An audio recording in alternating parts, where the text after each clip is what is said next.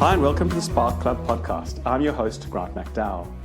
We're recording this podcast in London, and I'd like to welcome Killian Daly, CEO of Energy Tag. Welcome to the Spark Club podcast, Killian. Great to have you on. Thanks so much for having me. It's an honor to be on my first Australian podcast. Unfortunately, not in Australia, but we'll capture the audience from London, I hope. Yeah, well, thank you. Thanks again.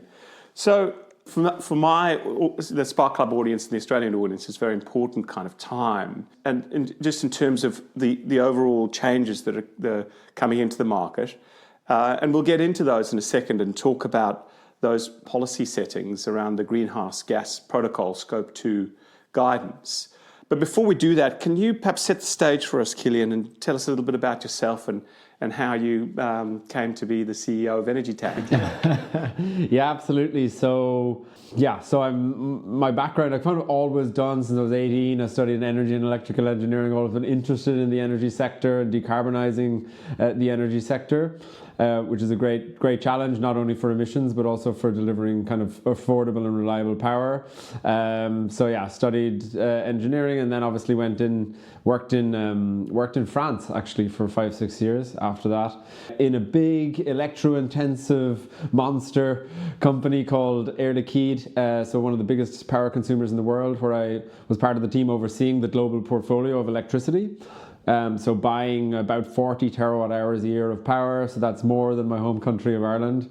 A very, very electro-intensive company. So I learned the nuts and bolts of what it means actually to buy electricity, to hedge your power prices, to think long-term, to try get competitive power.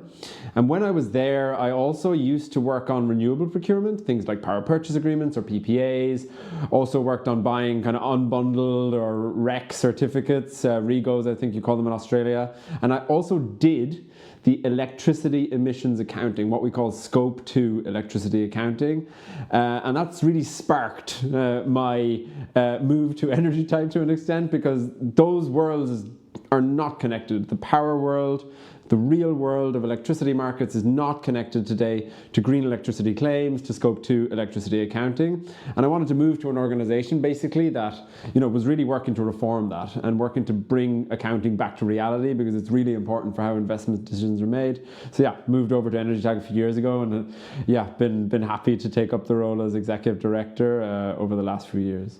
And that's very exciting to be able to understand the mechanics, to say the nuts and bolts of the industry, but now take some of that experience and apply it into a global market, which is, obviously very, very kind of complex. Yeah. Before we move into the greenhouse gas protocol specifically, I think it might be helpful just to set the stage for the audience. Mm-hmm.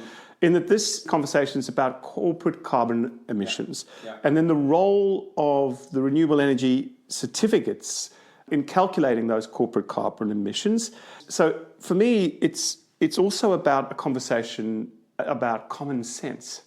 And we've needed a mechanism historically that perhaps has deviated from what everyone, or my mum at least, would call common sense. So can you give us some of the history, if you don't mind, just quickly around why we have these certificates in the first place? I think the history of why we have the certificates goes back, almost 30 years. People started to say, well, I'm getting this electricity. You started to have kind of supplier choice in places like Europe and the US, and people wanted to say, hey, I want to buy green electricity, I don't want to buy fossil electricity, right? So you have to have a type of tracking mechanism so that you can say that wind turbine produced a unit of electricity, and that's been allocated to me as an industrial buyer, or to someone in their home, and they can then claim that green electricity, and they're the only ones claiming it. So that's the purpose of these certificate systems, is to ensure there's no double counting or claiming. Now, where it kind of starts to fall apart is how those certificates are tracked and traded, and the relationship of the tracking and trading to real electricity markets and power flows. Today, you can annually match a certificate from generation to consumption. You can claim to be solar powered at night. That's the way it works today with annual matching. You can claim to be powered by wind produced in February at Christmas time, right? It doesn't make sense. It doesn't really relate to how electricity markets work. The other big kind of point of contention or lack of reality is very broad geographical boundaries. So here in Europe, for example, carbon accounting rules consider Europe to be a perfectly interconnected grid, right? So you could actually claim to consume power from Iceland, Icelandic hydro, in Madrid. Even though Iceland has never exported any electricity, it's a major exporter of green electricity certificates. And so you have a system that's unfortunately detached from reality and needs fixing, really, if it's to remain effective in the coming decades, when the challenges were, it's not just about adding some gigawatts. It's really about integrating those gigawatts and delivering them to consumers, and that takes a more sophisticated and real-world approach. My understanding too is that this has very much been a buyer-led market. It's been led by the big players. Who were those big players? Who are the companies that have been the leading lights, if you like, over the last period in driving the certificates and driving the markets? So basically, the major headline, like globally, the major headline buyers of renewable energy through long-term PPAs and certificates is the big tech companies. So the likes of Amazon, Google, Meta.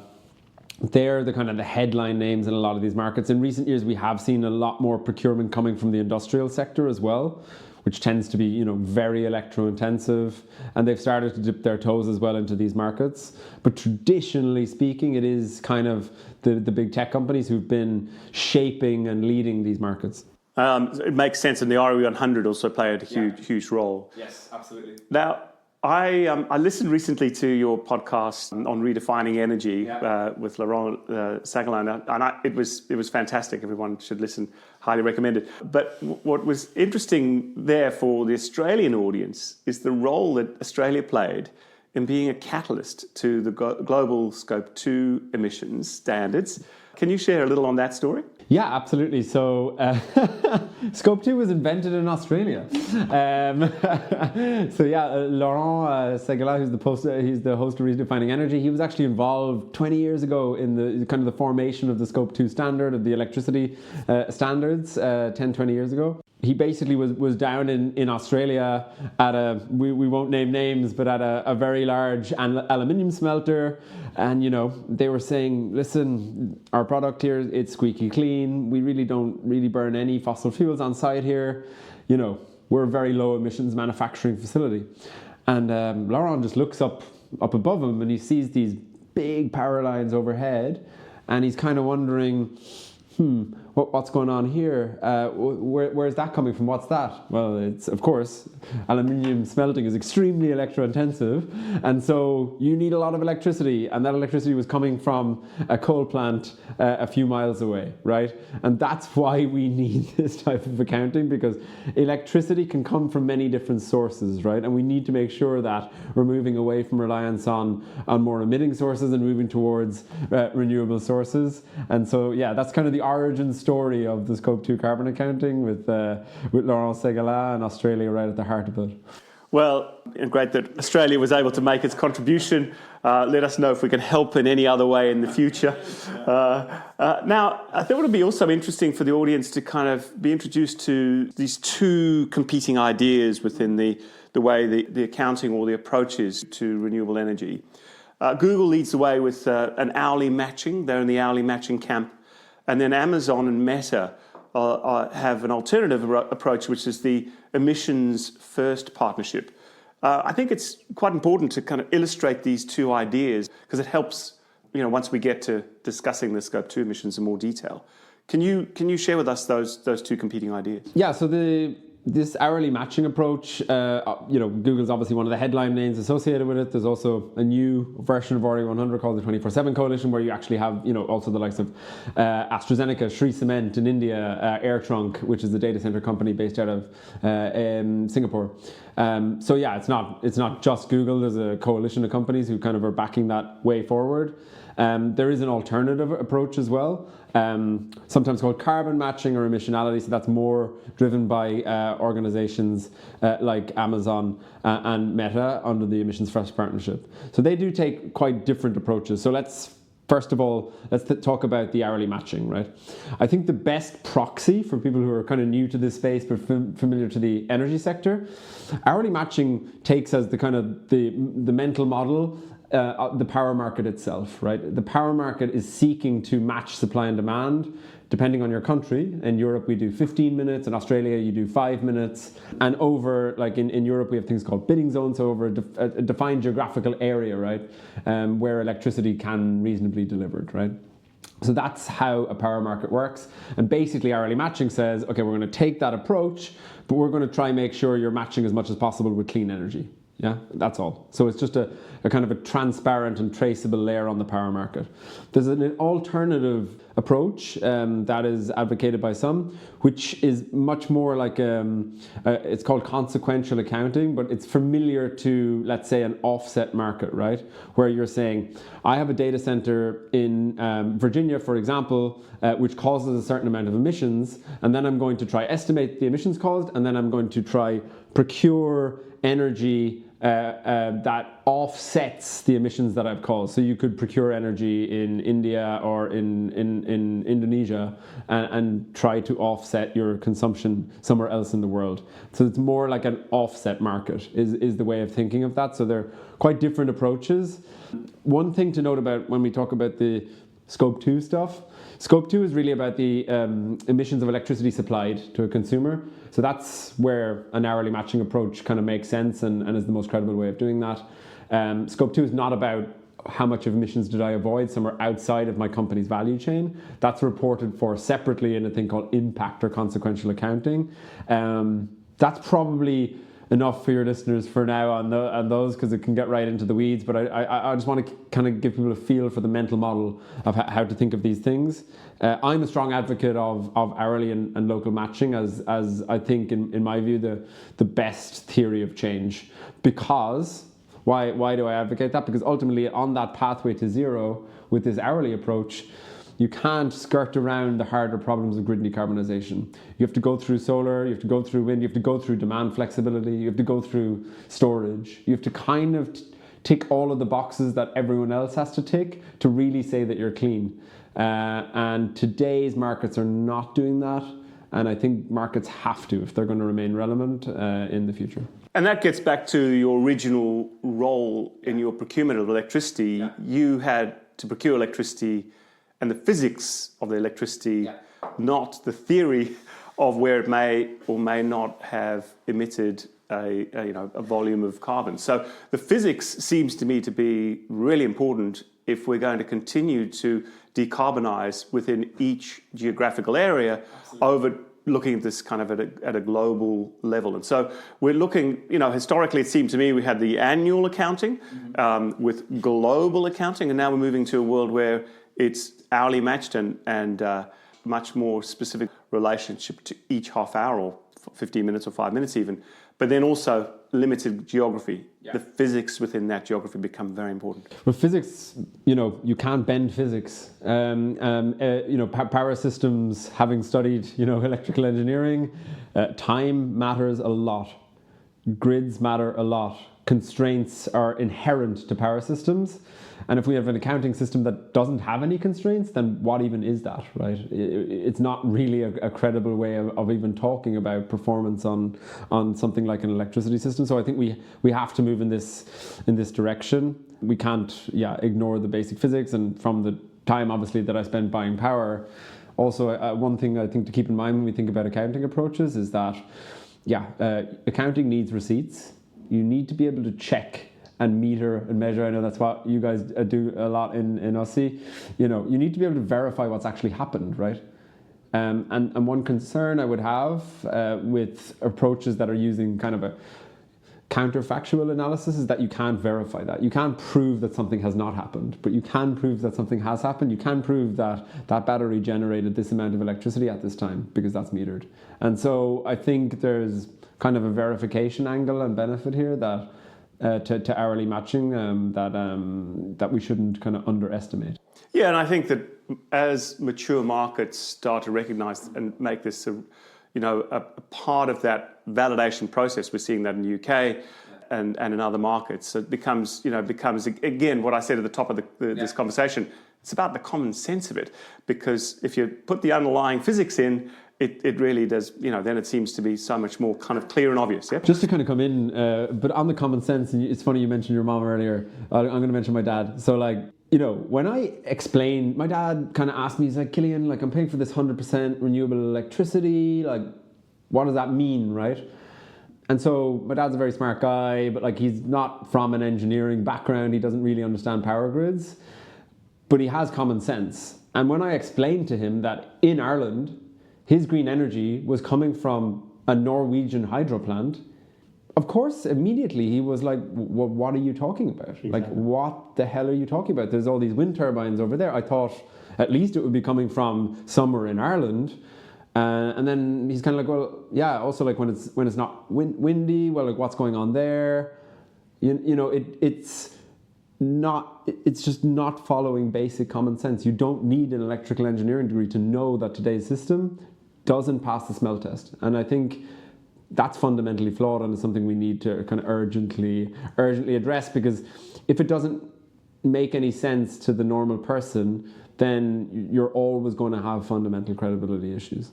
Agreed, and I think the last up to most recently, so let's say 30 years, most of this reconciliation and accounting is done on an annual basis, and most of that annual basis is done primarily on Excel. But now we're moving into this new world where there are technologies that can deal with the complexity of many-to-many matching across a 24-hour period, right down to the 5-minute settlement. Can you share with us what technologies you're seeing and the important role they play? Yeah. It's I think you're completely right. I think, again, not to continue to beat the drum, but we have power markets that are used to dealing with this type of data, right? That are settling at 5 minutes on day ahead markets, for example. We also have much higher frequency markets than that for certain applications. So, one thing we do at Energy Tech, actually, as kind of an enabler of this, we're a global nonprofit working to push this forward, to push this more robust and accurate electricity markets forward globally. We do work with folks who are actually enabling this stuff on the ground. Obviously, the likes of you guys in Australia. There's organizations, who enable this globally for companies as well, who basically crunch the numbers and take the data and just tell you on an hourly basis, you're actually 60% renewable, even though your supplier is telling you you're 100 or you thought you were 100. So this is being done already. We have 45 case studies on our website now. There's tens of millions of megawatt hours of this type of tracking done already to date.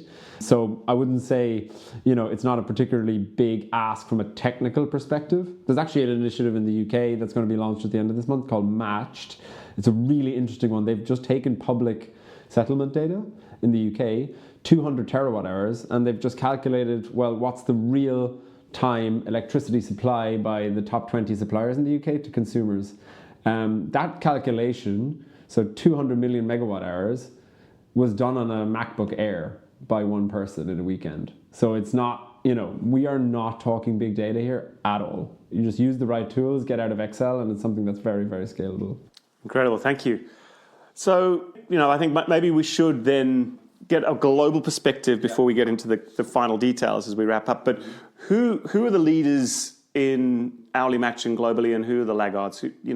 As you travel around in your global role now. Yeah, so basically, there's a couple of organizations I've kind of mentioned already, who, like Google is an example, who already publish for all of their data centers. I was thinking about jurisdictions. So what countries are kind of leaning in, and those perhaps are maybe not advancing as fast? Yeah, so, in terms of jurisdictions, so in Europe, we have legislation now that is basically requiring all green hydrogen manufacturing here to have hourly proof of green electricity delivery by 2030. So that's going to be on all hydrogen produced here in Europe. The US obviously was really a leader in this at a federal level, but the political environment has changed there a bit. But still, their hydrogen tax credit as part of the Inflation Reduction Act also requires this hourly accounting. The UK, where we are, they have an hourly accounting requirement also on green hydrogen. And also at the moment in Europe, you're looking at things like the carbon border adjustment mechanism, so CBAM, which is the carbon tax Europe's putting at its borders.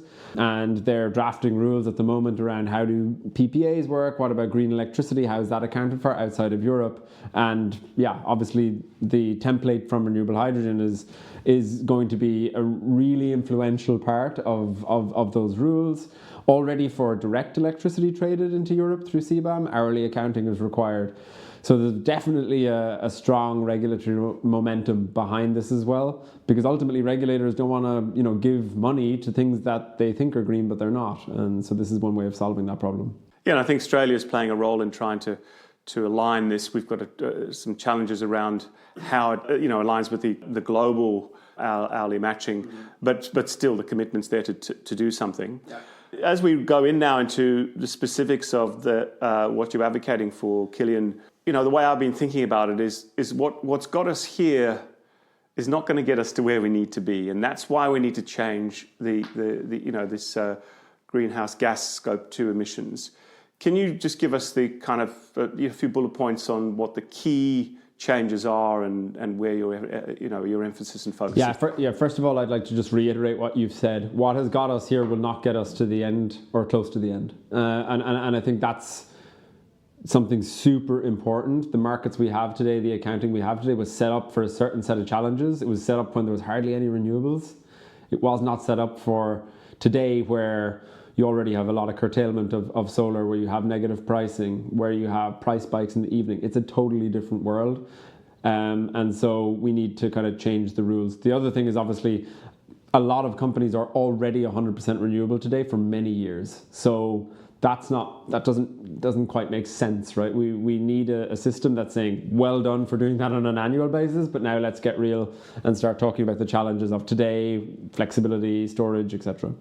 So I guess because of some of the credibility concerns that we have discussed already, the global standard used by 97% of companies called the Greenhouse Gas Protocol, that is under review. So they're going to change these rules that allow some of the more spurious claims we've talked about. They want to tighten it up and make it relevant for the 2030s and maybe the 2040s as well.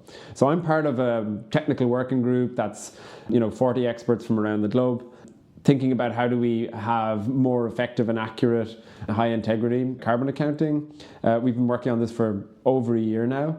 And basically next week is a very big moment, because for the first time we will go out to public comment with the proposal for an updated Scope 2 electricity accounting. And essentially what's being proposed is large companies, so there's an exemption for smaller companies, but large companies would have to move from annual to hourly accounting after a phase-in period, let's say 2030. Also, we will address some of these geographical boundary issues, right? Europe being considered as one perfectly connected grid does not make sense. We will go back down to how the power markets in Europe work, right? A bidding zone level or a country level. Same in the United States. Australia, I think, will probably just remain one zone, just for folks there. The main geographical boundary changes are going to be in Europe, the US, and possibly in China. Australia will probably have two markets. One will be on the Swiss, one will be on the NEM, because there's two grids. Yeah. So I imagine that would make sense, because they are disconnected and vast distances between them. But the point is, back to physics is the kind of common sense idea here. Absolutely. And so that's the proposal. Again, this is something that would be phased in over time, but there's a very clear evidence bank. There is reams of evidence from the top institutions in the world saying, we need to have this more advanced approach if we're going to really tackle the challenges of the next few decades. Obviously, there's plenty of examples as well as I've discussed about how to make this feasible, proper phase-ins, the fact that a lot of people are doing this already. And one thing to kind of keep in mind, I think we kind of maybe have to accept and move away from 100% renewable being the only acceptable claim. That is based on fudged accounting. That's why companies can claim that. And being 100% renewable is actually really hard, unless you're in Norway. It's actually a hard challenge. We all know that. And so we need to make sure that the clean energy markets are, reflecting how complicated that can be, and also incentivizing the efforts we need to make in, I will say it again, flexibility, storage, to really, really tackle the hardest hours of grid decarbonization. And ultimately, that's what an hourly accounting will do, something that the annual approach cannot. So folks have not heard about this. It will have an impact. It's part of the IFRS, so it's actually in law in Australia, this Greenhouse Gas Protocol, because it's part of the climate disclosure regulations. It's also the same in Europe. So this is also not just a voluntary standard, it's something mandatory for companies, and it does shape electricity markets and clean electricity markets globally. And so it's really important to get involved and learn about this, and hopefully respond in favor of the proposal that's going out to public comment next week. And how do people then in the Australian market, how do we engage? How do we get involved? What can we do, Killian? What would you ask us to do? Basically, first of all, go to a website called scopetrue.org, which we've set up recently. So we're building a mailing list. We're going to have explainers and guidance of how to respond to this consultation. Follow me, Killian Daly, on LinkedIn. Follow Energy Tag on LinkedIn. We're going to be pumping out loads of information about this process. Also follow the Greenhouse Gas Protocol. Obviously, they will be launching this public comment. It'll be open for 60 days, most likely, so until just about Christmas, and everyone should get involved. If you are working on demand response, if you're working on storage, if you actually want more solar to be built, because what better thing can we do is, to actually build loads of batteries and make the sun shine at night. This accounting will incentivize all of these things. And so we need to make sure people have their voice heard in this process. And yeah, as I mentioned, just following, and maybe we can link them in the show notes or whatever. Sign up to scopetrue.org and follow the Greenhouse Gas Protocol to make sure you submit to public comment. That's the main next action, and then continue following the process after that. But that's really the urgent next step. Well, we'll put that link in the show notes, and certainly we'll be encouraging that on the socials to try and get our Australian audience behind this very important kind of global change. I want to thank you for coming on to the Spark Club podcast. We've seen in Australia how important policy has been in delivering the lowest cost of energy in history to households, to humble households. That started with great policy settings which we did in Australia. But those policy settings are hard work, and they're hard forged and hard won. So I just want to thank you from the Australian audience on all the hard work you're doing in forging this new way for us to kind of have a future that we only kind of will see in the 2030s, but all the hard work gets done today. So I just want to thank you enormously for all the work you're doing, Killian. Yeah, thanks so much, and thanks for having me on. Indeed, it's a long road, but ultimately that's how you change markets and incentive structures globally. It's not done overnight, but it is important that it gets done in the right way. So thanks for having me on. Thank you.